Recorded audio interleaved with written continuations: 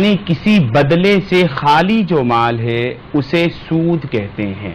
ٹھیک ہے. بڑی آسان سے لفظوں میں، اور مثال اس کی یوں سمجھیں کہ آپ نے کسی کو 10,000 روپے دیے اور بدلے میں اس سے 11,000 روپے لیے، تو یہ جو 11,000 آپ نے لیا ہے وہ کس چیز کے بدلے میں ہے؟ یعنی وہ خالی عن العوض ہے. ٹھیک ہے. وہ خالی عن العوض. یہ 10,000 تو 10,000 کے بدلے میں ہے، مگر 11,000 یہ فالتو ہے.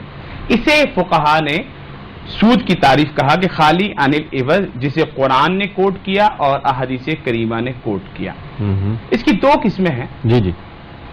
ایک ہے ربا النسیہ، ایک ہے ربا الفضل.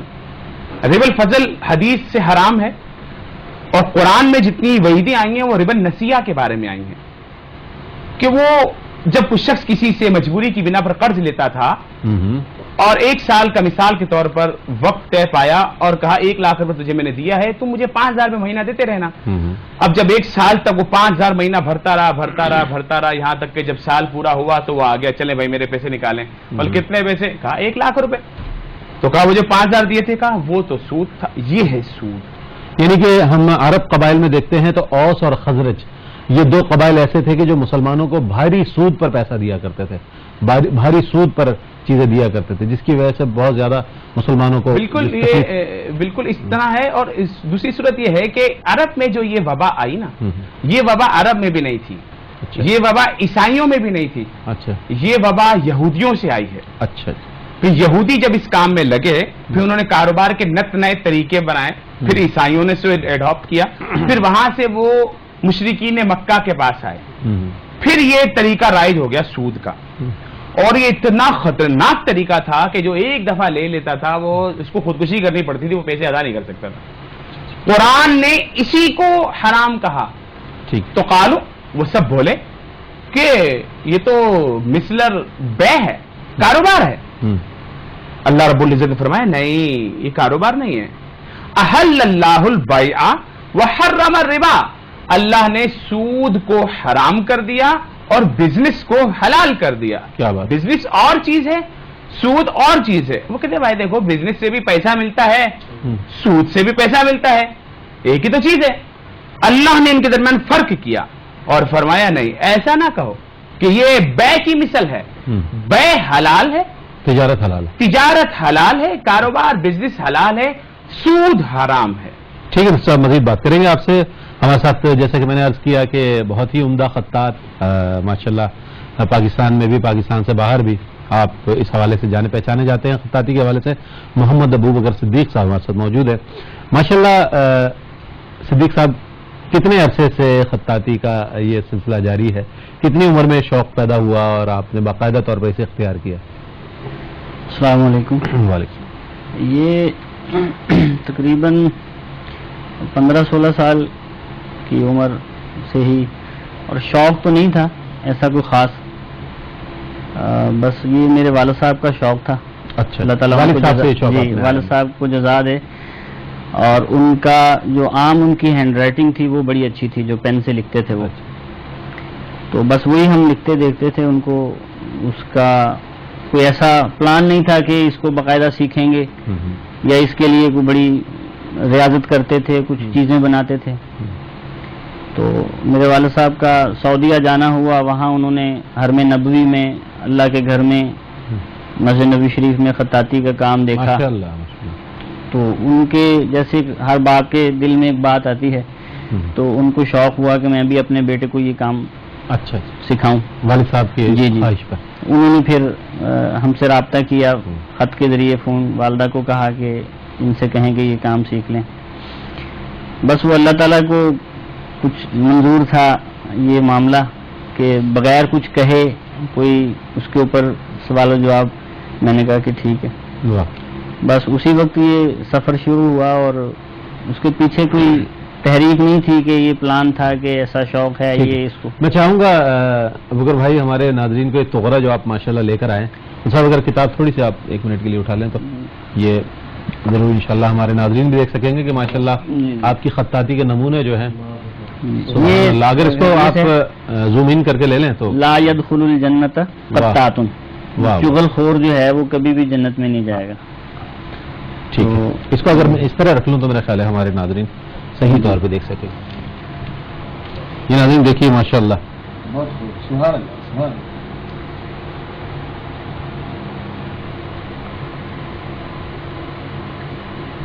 ماشاء اللہ. اچھا یہ بھی ایک اب ماشاء اللہ آپ کے جی ساتھ یہ ہے کہ لفظ لکھا ہوا ہے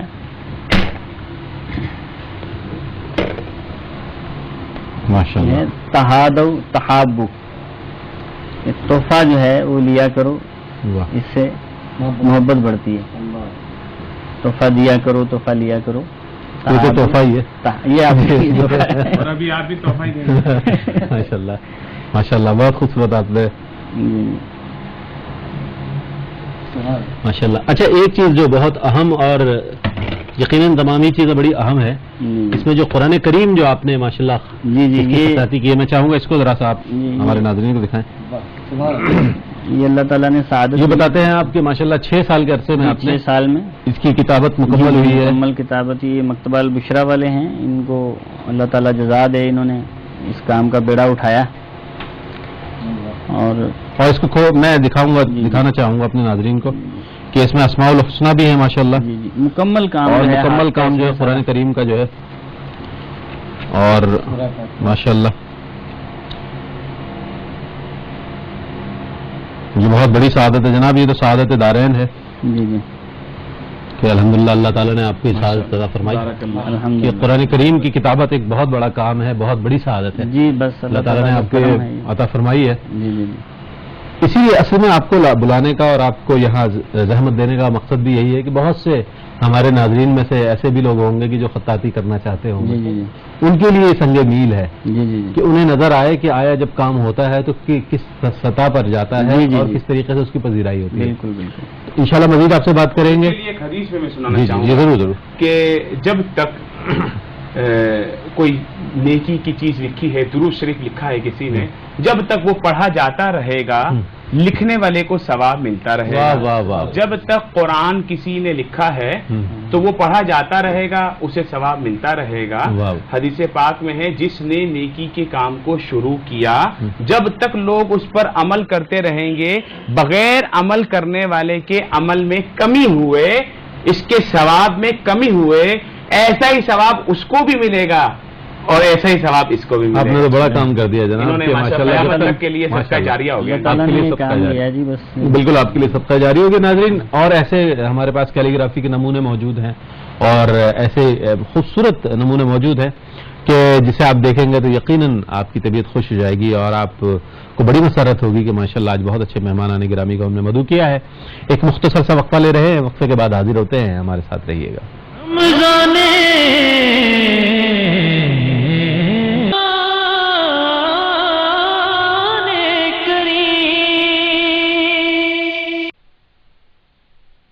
جی جناب خوش آمدید ایک بار پھر آپ کے سامنے موجود ہیں اور ہمارے ساتھ موجود ہیں ممتاز و محترم شخصیات جناب مفتی محمد عابد مبارک صاحب، اور آپ کے ساتھ تشریف رکھتے ہیں محمد ابو بکر صدیق صاحب اور فیصل حسن نقشبندی ہمارے ساتھ موجود ہیں جو بارگاہ رسالت مآب صلی اللہ علیہ وآلہ وسلم میں ہدیات عقیدت پیش کریں گے. مجھ سے بھی فرمائیے کہ ادرو قرآن اگر ہم جاننا، جیسے کہ آپ نے ایک آیت گرامی بھی تلاوت فرمائی، ادرو قرآن و حدیث اگر ہم سود کے حوالے سے احکامات جاننا چاہیں تو کچھ ارشاد فرمائیے ہمارے ناظرین. بسم اللہ الرحمن الرحیم. میں آج اسی موضوع پر بڑی تیاری کے ساتھ آیا کہ یہ ہمارے معاشرے کا بہت ہی بڑا ناسور ہے. ناسور، جس پر ہمارے پورے پاکستان کی غربت، معیشت، سب کا دار و مدار اسی سود پر ہے. جو ہم نے 78 ارب ڈالر قرضہ لیا ہوا ہے نا، اور اس کا سود ہم بھرتے جا رہے ہیں، ہماری عوام غریب سے غریب تر ہوتی جا رہی ہے. قرآن کیا فرماتا ہے ہم وہ دیکھیے. قرآن مجید فرقان حمید ارشاد فرماتا ہے یا ایھا الذین آمنوا لا تأکلوا الربا اضعافا مضاعفا. اے ایمان والو سود نہ کھاؤ دگنا دگنا کر کے، سود نہ کھاؤ. واتقوا اللہ لعلکم تفلحون، اور اللہ سے ڈرو تاکہ تم فلاح پا جاؤ. اسی طرح اللہ رب العزت ایک اور مقام پر ارشاد فرماتا ہے کہ یہ جو لوگ سود کھاتے ہیں ان کی حالت ایسی ہے جیسے کہ ان کو شیطان نے چھو لیا کہ وہ اب مخبوط الحواس ہو گئے. اللہ رب العزت قرآن میں ارشاد فرماتا ہے بسم اللہ الرحمن الرحیم یا ایھا الذین آمنوا اتقوا اللہ وذروا ما بقی من الربا इन कुंतुम मुकमिनीन, ए ईमान वालो अल्लाह से डरो और छोड़ दो जो मामला पहले हुआ है सूद का, ले दे चुके, खत्म हो गया, उसको छोड़ दो, आइंदा ना करना। इन कुंतुम मोमिनीन, अगर तुम लोग मोमिनीन हो, फाइन लम तफआलू, और अगर तुम लोग ना रुकोगे, आय हाय ये वाइद, अगर तुम लोग ना रुकोगे, फ़अज़नू बिहर्बिन मिनल्लाहि व रसूलिही। अल्लाह अकबर। दो जगह पर अल्लाह ने ऐलान जंग फरमाया है। एक तो ऐलान जंग उस वक्त फरमाया कि मन आद अली वलियन फ़क़द आज़नतुहु बिल हर्ब, कि जो मेरे वली से दुश्मनी करेगा तो मैं रब उससे दुश्मनी करूंगा, ऐलान जंग करता हूं। एक वो ऐलान जंग, और दूसरा सूद खाने वालों से ऐलान जंग अल्लाह ने कुरान में फरमाया है, और फरमाया फ़इन लम तफ़अलू फ़अज़नू बिहर्बिन मिनल्लाहि व रसूलिही, और अगर तुम ऐसा ना करोगे तो अल्लाह और उसके रसूल की तरफ से लड़ाई का ऐलान है। अल्लाह लड़ाई का ऐलान फरमा रहा है, तो हम कैसे रईस भाई संभल सकती है हमारी मैशियत, कि पाकिस्तान की मैशियत का दारो मदार सूद के ऊपर है, कि हम जहां से कर्जे लेते हैं सूदी कर्जे लेते हैं, हमारे स्टेट बैंक जो कर्जे जारी करती है सूदी